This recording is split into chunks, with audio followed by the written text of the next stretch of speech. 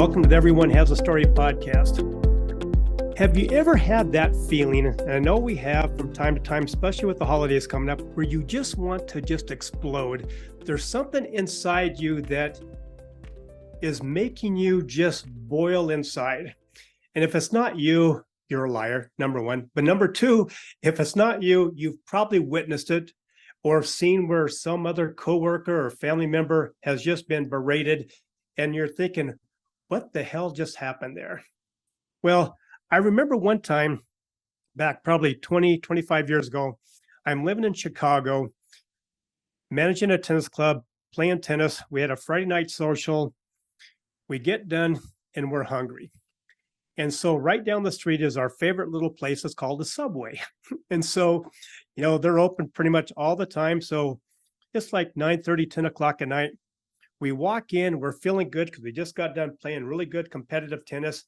And we witness this customer, this big guy, big burly guy, and he is just berating the young man behind the counter.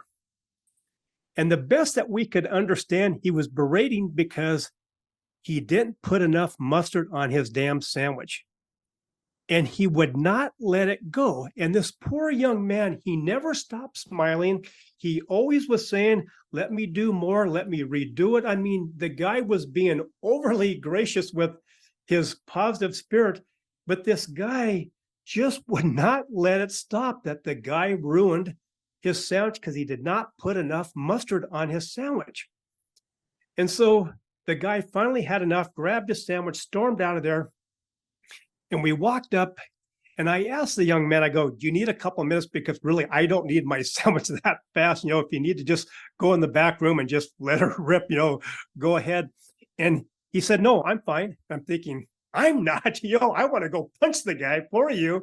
And here's this young man being in high school saying everything's fine. I'm going, man, this guy's a whole lot tougher than I am, because I would have really, after about the 15th time the guy kept repeating, I would have said something. And it wouldn't have been a positive thing to say. But anyway, I was so impressed by this guy that afterwards I came up to him and I gave him my business card. I said, I manage the club right down the street. I know you're employed here, but I'll tell you right now, if you want to work with me, I will have a job for you. I don't know if there's a job opening right now, but I will find a place for you because I want you on my team. He said, thank you very much. Made his rest of his sandwiches. We ate our dinner and we left. Didn't think much about it. 2, 3, 4 weeks later, all of a sudden I get this knock on my door at my office and I look and it's him, Sam. I go, hey, it's great to see you again. I don't recognize you with your uniform on, but it's good to see you. And he goes, well, I've been thinking about it and I want to take you up on your offer to hire me. I go, great. I don't know what I am thinking of myself. I don't know what I'm going to offer him, but you know what? I'm going to live up to my word. So I took him up to the front desk. I introduced him to the front desk manager. I pulled her aside and she goes, oh man, what a nice young man. I go, good. I need you to hire him because this guy we need on our team here. She goes, well, I don't really have an opening. And I go, I'm going to authorize the budget. Go ahead, bring him on because you're going to be surprised. She did. She didn't fight it at all. Within 2 or 3 weeks, this guy is getting more and more compliments from every member that he touched. And my manager came up to me and she said, I can't believe that you brought me this guy because I've never had this many compliments on my front desk staff ever. And before you know it, he's helping everybody in every department. It was probably the best hire ever, all because I witnessed him being just slammed by an adult, a customer, and he never backed down in a vicious way, but he never backed down with what he was going to deliver, which was just good stuff for this guy. And so I tell you that because today's world, there's too much negativity. There's too much hurt people hurting people. And I never realized it was hurt people hurting people until I met my guest today, Judy, because she explained it to me. And all of a sudden the light bulb went off saying, that's why we have so much unhappiness in the workplace, in our world. You turn on the TV, news, it's people just out there they're hurting, so they're going to hurt anybody that they can talk to. So with that being said, let's talk to the hurting doctor, Judy Tsuei. How are you, and welcome? Good. Thank you so much for having me on the show. I love that story so much. Oh, it's a great story. And as soon as we had that first conversation about how hurt people, that was the first vision that came to my mind was Sam and how he handled that situation. And when I hired him, what he did to just uplift the whole emotion and the whole personality of the club that I was managing. So it's a great story. It's a great testament to Sam, but at the same time, it really is an eye opener to what we experience and how sometimes it's almost, and I hate to say this, it's something that we experience so often, it seems like, that we don't even think about it.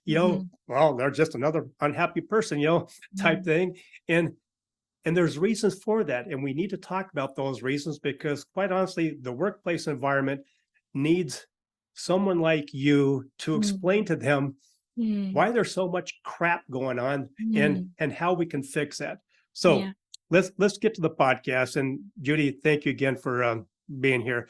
Judy's the founder of Wild Hearted Words, which you got to love the name. I mean, Wild Hearted Words. I mean, my podcast is Everyone Has a Story, and I'm talking to someone who is the founder of Wild Hearted Words. I love that. She's a business mentor and she's an author. We'll let her talk about her book here in a little bit. But Judy, why don't you kind of introduce yourself as well? I'm going to preface by saying you call me a doctor, and I know my parents would love that, but I'm not actually a doctor. No. So yes, I do have a strategic branding and content marketing agency. It's called Wild Hearted Words. And there's many different iterations in which I help the clients that I work with, everything from coaching founders to launch their personal brands, to really navigating their stories, what their mission is, what their purpose is, and then all the way to, mid-sized companies and large corporations to help them with their ongoing content marketing needs. But at the heart of it, my purpose has always been to create a positive impact, and the journey to get here, I feel like it's always been something that's been in my soul since I was a little kid. And I was raised in a very chaotic upbringing with immigrant Chinese parents who experienced trauma to such degrees as, my mom's dad was in the nationalist military, and so he was killed by the communists, or my dad's mom, she became a widow with 5 children, the youngest an infant, and having to flee from China to Taiwan, and then having to emigrate again from Taiwan to the US. And thinking about the experiences that I had as an Asian American kid, the racism that I experienced growing up, I never even thought about, what it was like the generation before mine. And now my daughter is half Asian, half Caucasian, and she's so much more aware. And I think it's this generation now, they're just so much more aware of cultural backgrounds, of bullying, of what you should and should not say. And that's remarkable. And I'm very grateful for that. But even when I was young, growing up in this chaotic environment, I always had this knowing that I was experiencing it because there was going to be a reason for it in the end. It wasn't a coping mechanism. It felt like a soul deep knowing. So even when, my parents were constantly arguing with each other, when they were having all these financial troubles, when they expected me to help raise my 3 younger siblings, it was always this learning so that I could have just this level of empathy for pain and for the impact that pain can have on other people. And so along the way, I became a yoga teacher, I became a Reiki master, I became an integrative neurolinguistic programming coach. So there's all this stuff because my own journey involves so much therapy, so many different healing modalities, exploring all around the world until I got to a place of where I am now. And I am now in San Diego, California. Well, and as far as I'm concerned, I know I've told you this a lot of times, you do have a special gift that needs to be shared with the individual. So thank you for joining me. And just to let the story be told, my parents really hoped that I had the DR before my name. And unfortunately, all they got was the handwriting. Yeah. Like your story, what I wanted to point out too is the ripple effect, because the hurting people like that, Sam could have easily taken that pain that he absorbed or whatever it is that he could have absorbed from that person and gone on and created that ripple effect. And instead, Mhm. he had the wherewithal, for whatever reason, to be able to mitigate that and not pass it on to you as the next customer or whoever was in his personal life. And I think that that is the thing that we don't often think about, because what we're experiencing in the moment is however the person's showing up with us in this moment, professionally, personally, whatever relationships that you have. But that person is coming with all of this history, whether that's the history of, from birth to that moment, or the history of what happened 5 minutes before they encountered you, or when they started the day. And I remember this adage when I was a yoga teacher is if everyone took out all of the pain that they're experiencing right now, all of their problems, all of the challenges, and they put it on a table for everybody else to see, every single other person around would gladly pick up their problems back and just be like, nope, I'm not going to deal with yours. I got mine. I know mine. And that's okay. And you've laid out that table for me a few times, and it is amazing, right? Right? We think we have everything, just the worst thing going on in our lives. You talk to someone else, and all of a sudden you pick up your thing. You know what? Wow. You win that war. I'm not even going to try to fight you on that one. I love that analogy. So let's talk about this. Let's kind of break it down. Mm-hmm. What is your reference to hurt people? Ask that another way. What do you mean? Do you mean like, what is my personal experience with being hurt by people? Yes. What I want to say before I forget this is there's a difference between a reaction and a response. And the reaction comes from that primal brain. And the response is the choice that you make after you have that initial thought. So I want everyone to have compassion and grace with themselves, that you may not be responsible for the first thought that happens, but you are responsible for the next one. And so that's where maturity comes in. And that's where personal growth comes in. And we all experience things. This is my favorite thing that I learned in yoga. And I think I said this to you as well, is when we meet someone for the first time, what we want to find within them is their vulnerability. But that's the last thing that any of us ever want to share with anybody else. So we're just this species of people looking for connection that everybody wants, and nobody wants to be the first to share it and do it. And so my context for hurt people is, like I said, I grew up with immigrant parents who were very wounded from a very young age. There was no conscious parenting back then. And then raising 4 children in a country where they didn't know the language. And I have lived in both Taiwan and China. And so I have context for what they went through and the experience of being that other person, that othered person. And then from there, just growing up as a woman in this world, in this Western world, because I didn't have the healthiest models for parents or relationships, then I ended up getting into relationships that modeled what I knew. And I think that that's a lot of where pain also comes from. It's familiar. And even if you don't want it, you know it. It's so much scarier to be in the unknown. And so I replicated that until what I like to believe is that we are all on this upward spiral trajectory. And so we will continue to be offered learning lessons and growth opportunities. And some of them may look really familiar until you can find that wisdom or whatever it is that you are meant to grow with. And then you won't circumvent that same situation anymore. It might look a little different. And now I think one of the most valuable lessons that I'm learning is that you can hold all of the different spectrum of emotions all at once. And that was not something that I was taught, because when we feel pain, we want to get away from it. Some people get away from it by lashing out.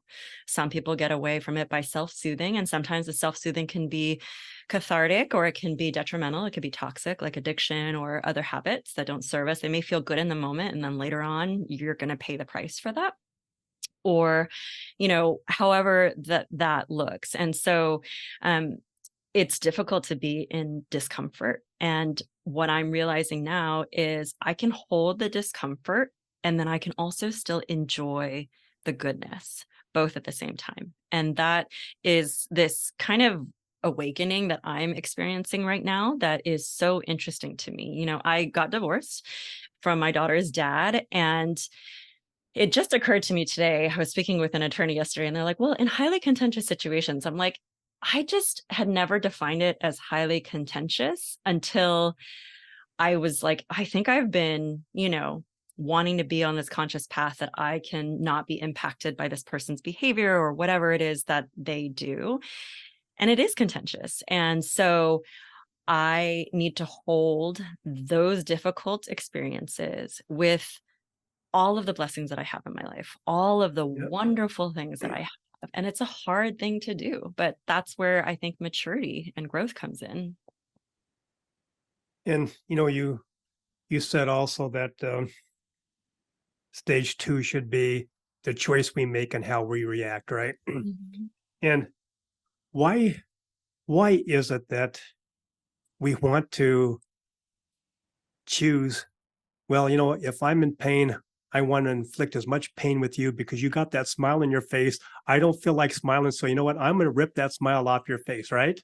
Mhm. So why is that?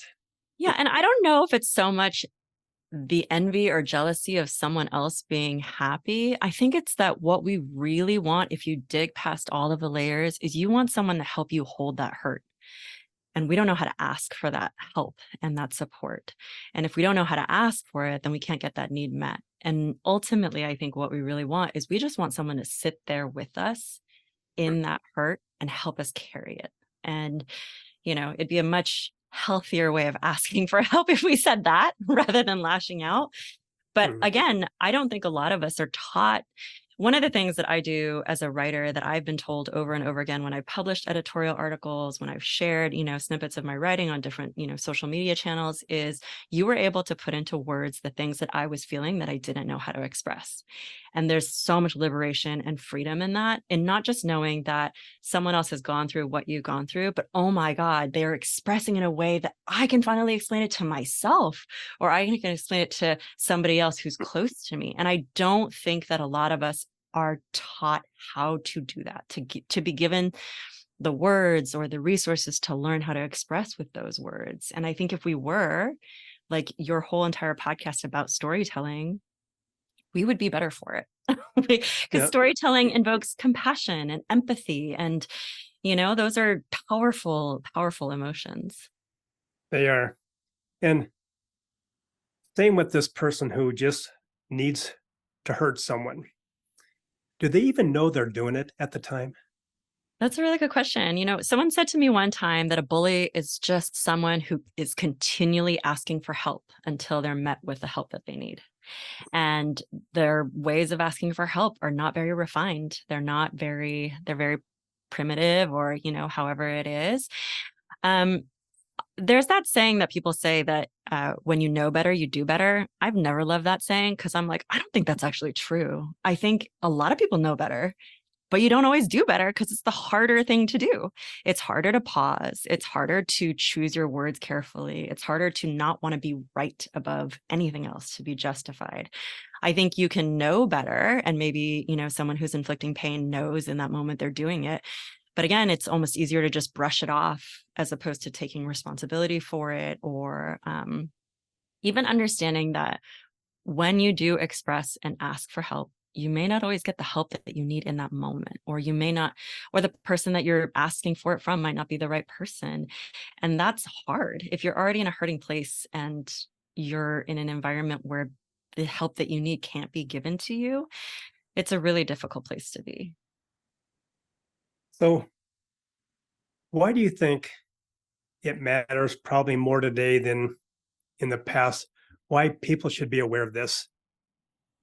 I think we can see that the whole world is hurting. I think we can see that Mother Nature is hurting.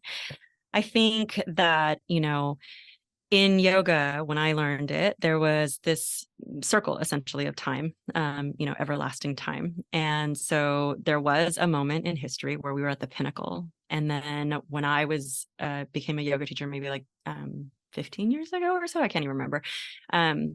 I was told that we were basically at the base of the circle, and we were just in this low phase now. That's where we are as a species in the timeline, and we will arc back up, but it will take work to get there. And so again, with that kind of upward moving spiral, we all play a part. And I think at our core, we want to do good. Not everyone, but I think for the most part, that's why the spirit of human nature is so touching. I just watched the movie Naiad, and if anyone's not seen it, I highly encourage you to watch it. Just the level of perseverance, camaraderie, believing in your dreams at any age, just going for it with failures is remarkable. And you see people hurting each other in pursuit of the things that they want in there. And how do they come back together in their own imperfect ways? How do they do it? So I think now more than ever, the world needs us to do whatever we can, small, medium, big, to help to do better. So, in your experience, how does an individual even start to become aware that they are acting out? Maybe like this bully, that all they're really doing is asking for someone to, be with them, right? Mhm. But like you said, in an unrefined way, Mhm. but how do these individuals just start to understand that, wow, maybe I am inflicting pain that I'm not meaning to, but it's just like you said, it's the only thing I know. Mhm. I mean, I told you this story of when I became a yoga teacher. I was really into studying Chinese medicine, or a lot of different spiritual beliefs. So in Chinese medicine, there's the understanding that when you are conceived, the first thing that grows in utero is your heart. So your heart is like pumping, it's just generating all of this life force energy. And then your brain is the last thing to develop. But the moment that you're born, it switches. And so your mind becomes the thing that powers everything about you. And so in Chinese medicine philosophy, the understanding is that for all of our lives, we're trying to remember that the heart is the master and the mind is the servant, not the other way around. And that's not the way that our Western culture encourages us to live. We value a lot of intellectual capital, of how intelligent you are, how much you're willing to like hustle and grind.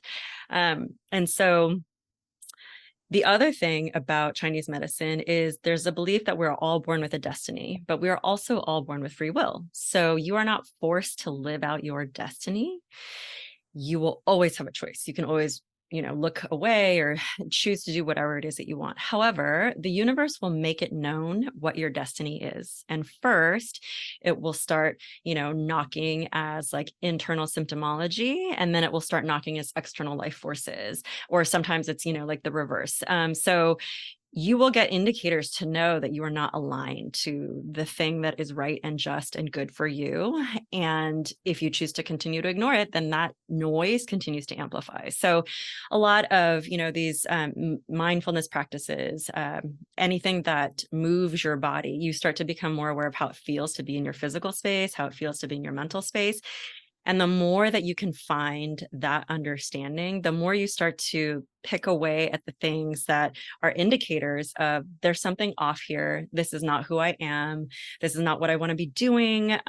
But it's a journey. It's one of the reasons that, things like mindfulness, meditation, yoga are called a practice. It's not you do it one time, you're done. It's a practice. So yeah. So I think that if you pay attention, the signs are all there in your life circumstances or within your own health. Well, I you make it sound so simple, and I think, as you just said, that sometimes we as a society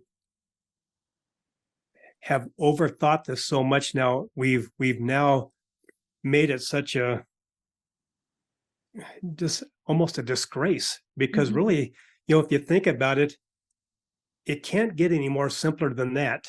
Mhm. And we try to use our intellectual and says, okay, we have to overthink this to make it some well-known, atom bomb type Mhm. experience, to find out that really it goes back to the most simplistic of human nature, right? Yeah, and And a lot of modern science is demonstrating what ancient, healing wisdom has known all along. It's just science is backing it now.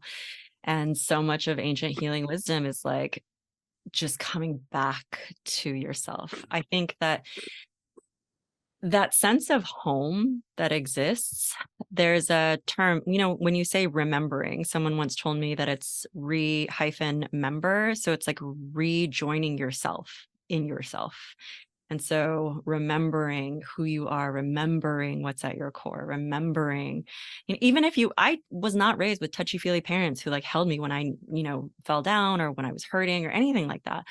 And despite that, I still know what love feels like. I still know what being soothed feels like. I still know what someone else wanting that love feels like. And so if you can hold that pain and turn that pain into purpose or turn it into power, even, I think that's a remarkable thing to do.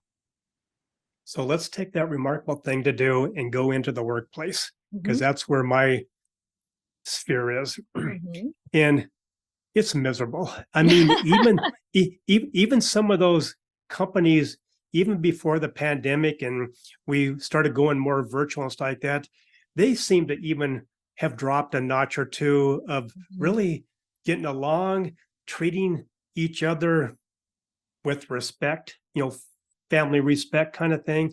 They are talking different to their customers. Mhm. They are talking different to one another. And and so how do we now take exactly what you just said? And Mhm. and I love that whole analogy about remember. Mhm. You know, let's get back to that. And how do we now implement that into or introduce and then implement it into the workplace, how it stands today? I mean, I will share from my own personal experience because I worked as an employee in a lot of companies of a lot of different sizes. I have my own team members now. I've been a freelancer and a consultant. And I will say that I have always shown up the same exact way that I am in all facets of my life. And I think that it takes, courage or bravery or just it doesn't feel good to pretend. And it's always served me well. It that from attracting clients who I worked with 10 years ago who remember our experience of working together because we formed a connection and they want to continue to work with me, or people who know everything that I stand for, mental and emotional health, that I am divorced, that I have a daughter, that like all of these things. And that vulnerability, I mean, obviously being appropriate in appropriate situations, everybody should have healthy boundaries, but it's always served me well. And so I've been able to create the kinds of environments that I want to participate in. And that's not always going to be true. I think I have a level of privilege for the expertise that I bring to different situations. It's different when you are working with, other types of occupations, I think. But I always try, because I was always subject to hurting people. I was always at the whim of someone else's mood. And I was always subject to having to navigate their emotional terrain instead of being given the freedom to navigate my own. And it was stifling and terrible and miserable. And I just didn't ever want to feel like that again. So in every environment that I enter into, I do my best to show up with integrity, to show up as I fully am. And it's, in all the situations, even when there are, employment opportunities that I know aren't the best, I've still had a great experience with it. I've always tried to take something positive. I think the other adage that has really helped me has been repeating to myself, everything is always working out for me, even if I don't see it in the moment. Everything is always working out for me. And a lot of this work is internal work. A lot of it is being able to use your voice. And if you are a person of color in the workplace, there's so many other um, obstacles that you've had to overcome. And we're not all at the same starting place. And that's why I think DIB work, that the B stands for belonging. So I think that work is so important now, to at least have the understanding that the ways that people are showing up, that you're meeting them right now, we are not all coming from the same places. And so if you're encouraging someone to speak up, like the way that I'm doing now, for people who've been marginalized, for people who've had to experience microaggressions, it takes so much more courage and bravery to be able to speak up. And so it's a long experience and a long process. But I think when you do that, what I've seen happen in group environments and collective spaces is when I show up with this energy, other people meet me there. They become more open, they become more empathetic, more vulnerable, more willing to trust, because I don't have this, facade on. And so I think that can truly change the workplace.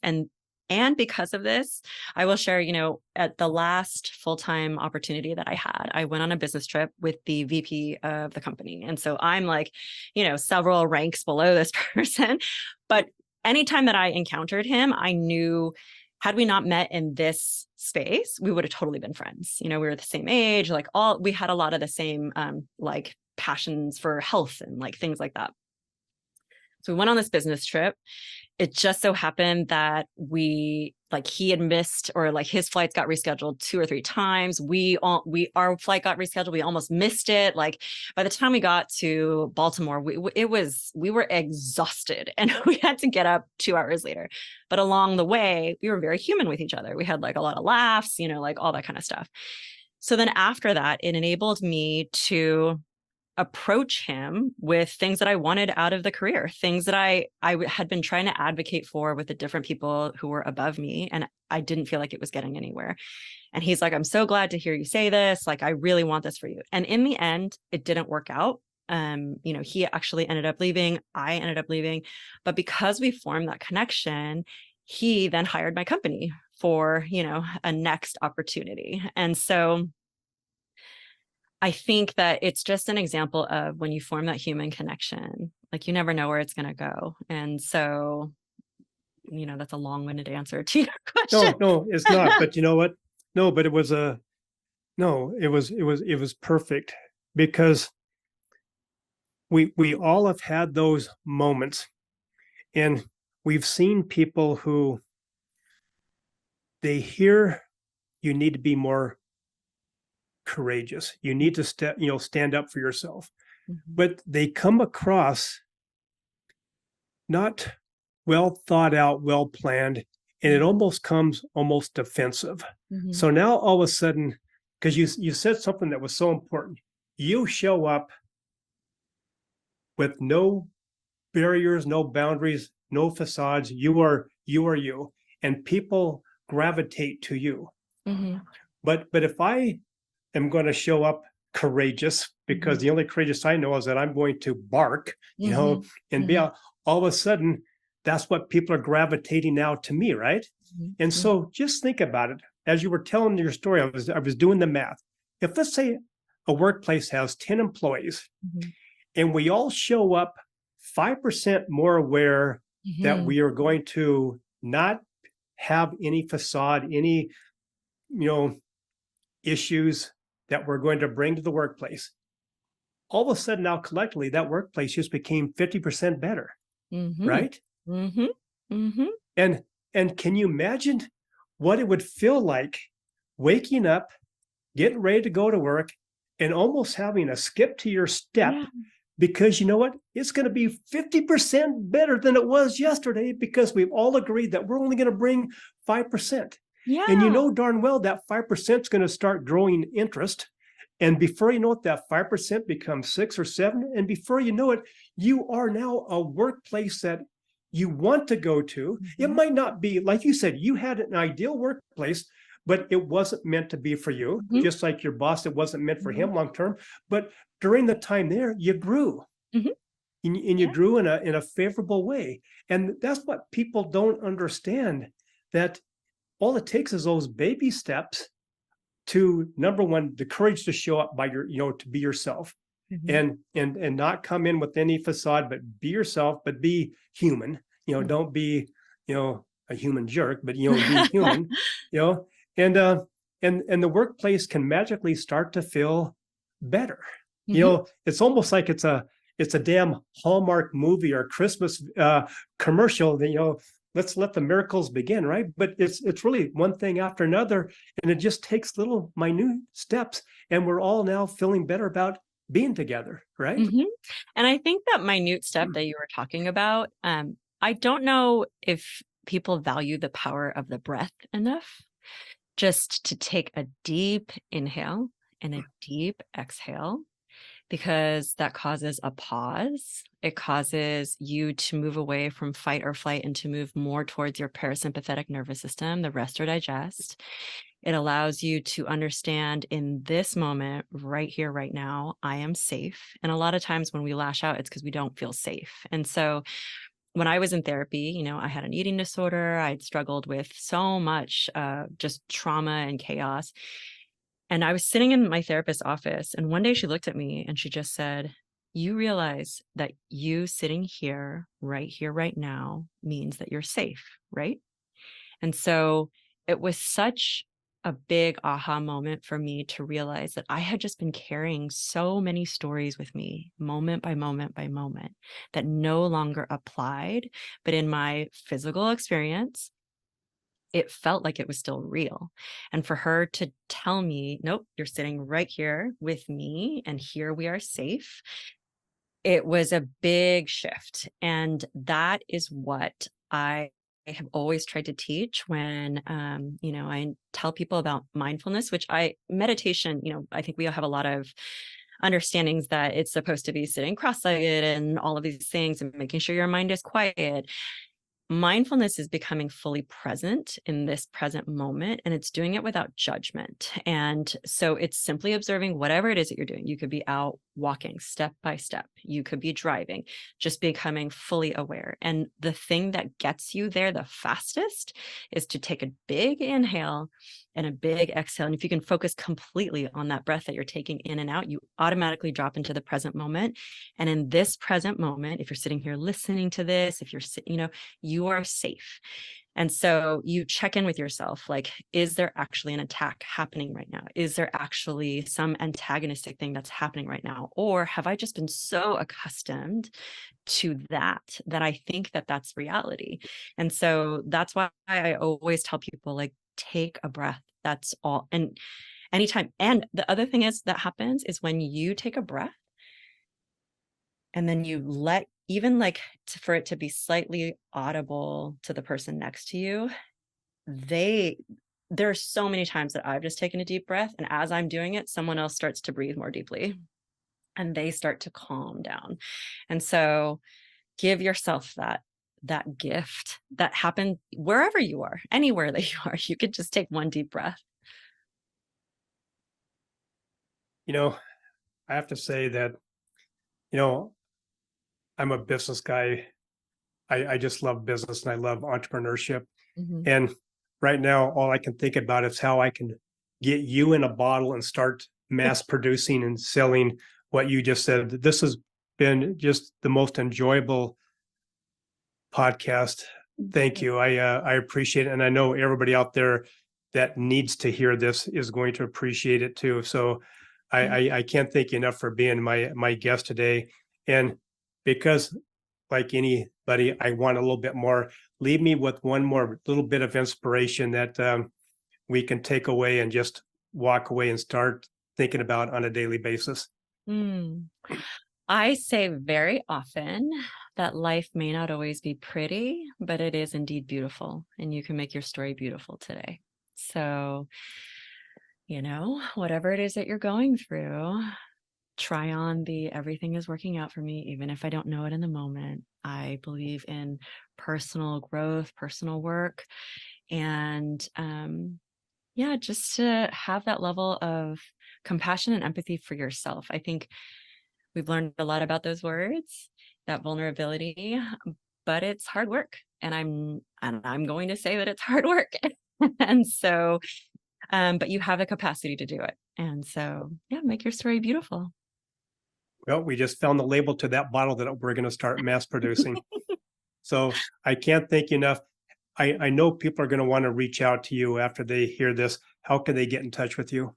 Yeah, you can go to my website, wildheartedwords.com, and go learn about what it is I'm doing. You follow me on all the social channels the same way. And if you are trying to find me on LinkedIn or anywhere Googling my name, because you'll find other essays that I've written, the book, like the podcast that I have. My last name is spelled T as in Tom, S as in Sam, Uei. And it's pronounced Tsuei, Mm-hmm. not Tsuei. Yeah, that's what most people think. Thank you. Well, thank you again. And I look forward to many more episodes. Yeah, thank you. My podcast wouldn't be the same if it wasn't for my sponsors and my great supporters. So let me take this opportunity to thank each and every one of them. First of all, I want to thank Rebecca at Custom Bookkeeping and Accounting, delivering trustworthy bookkeeping services since 2003. Dave and Dara at Virtues Matter, making this world a much happier place to be with their Virtues card apps, coaching, and workshops. Stephen at Buller Accounting, giving business owners depth and insight to their numbers.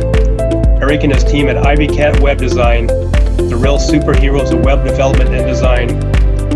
Jennifer and Jean at the Seavers Real Estate Team, serving Pierce and Kitsap counties with their home buying and selling needs.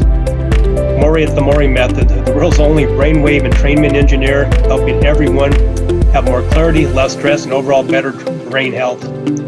Priya at Pivot My Profit, helping individuals and businesses have better control of their finances and more money at the end of their day. Melissa at the Soul Vibe Energy High, the queen of the aha moments, helping individuals find those holes in their cups, repair the hole, and gain back their positive energy. And finally, Rick at West Sound Recording. You talk, they do all the rest.